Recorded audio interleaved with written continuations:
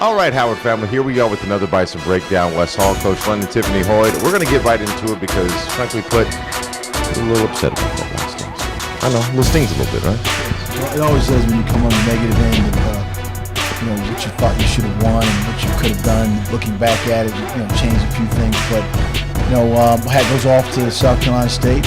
They executed when they had to, and we gave the ball away a couple times and put us in serious setback situations. But the one thing about this team, although being young, and I was talking to Tiffany earlier, of 3 games that we've lost on the last possession.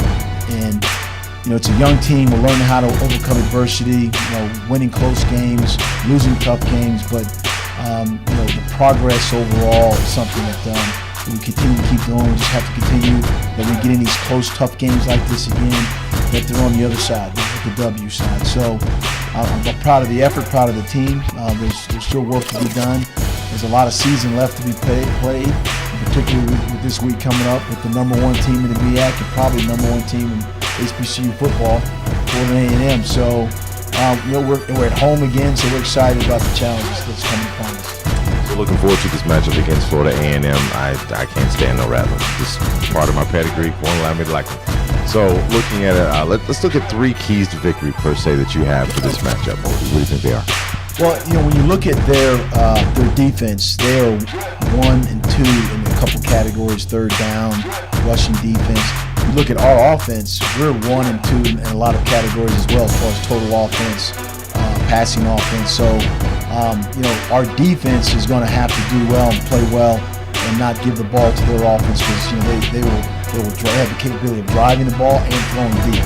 We have the capability of having explosive plays. We missed out last Saturday not having Jaquez Ezra in the lineup. He was injured, and so you miss out on that deep threat, explosive play aspect. But I think our defense is going to have to do a better job against their offense, and our offense is going to have to be explosive, get some explosive plays. And then the kicking game, it always comes down to the return battle and the cover battle, where they start, average field position start, and then where we start. So, they have good players. This is a team we beat last year down there at their place. And so, it's just going to be important for us to play our best collective game today. And Coach, you talked about the kicking game. The leading scorer individually in the MEAC is their kicker in field goal kicks. And I know that's something we struggled with in defending that in weeks past. We got one that we ended up, I think we tipped it a bit in the last game, and then in Morgan we struggled with that. What is your game plan for that? Because he's number 1. No doubt. So they get to that high red zone area. You talk about when you get to the 25-yard line, and the holder is 7 yards deep. From goal line to the back end is 10 yards deep. So we talk about what the cliff is, and so he's kicked 40-plus yarders. He's done a great job of putting 3 points on the board for them. So we're going to have to apply more pressure and not allow them to get to that cliff area, that 30, 35-yard area, because they will try to kick a field goal, make them go for it on 4th or kick the punt. So, so for us, another thing we need to work on is our red zone offense and defense. We're in the middle of the pack, to the latter part in that category. And so what they do when they get in the red zone, they're going to get points, because they got the field goal kicker that does it. For us, we need to make sure that we get in the red zone. We need to get touchdowns, at minimum field goals. So the pendulum of the game that goes back and forth, at least there's some scoring going on.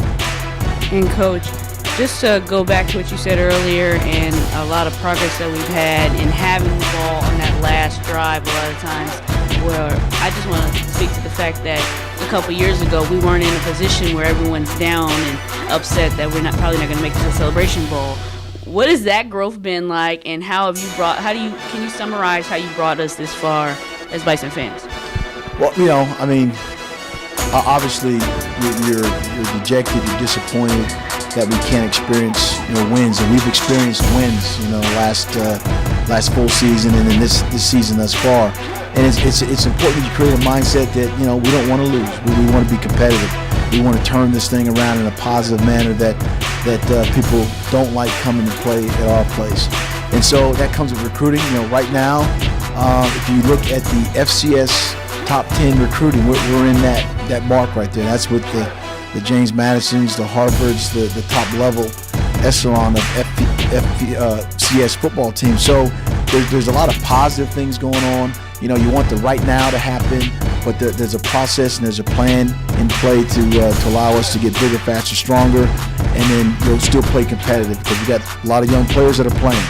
And but the goal is to win championships, and that's anything less than that. Then our guys aren't satisfied with that. But that's the mindset we're trying to create, and hopefully it comes to fruition when you see performance on the field. Some of these younger players like Dietrich Parsons, playing.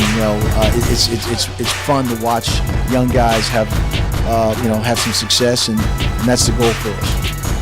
I like to hear. Coach, we're not going to waste any time because the victory is at hand. Time is precious, and everybody's got to get to the JOB. So thank you so much for spending time with us on the Bison Breakdown. I'm Wes Hall, Coach London, Tiffany Hoyd. Kickoff 1 o'clock right here on Howard's campus. Make sure you show up. HU, You know.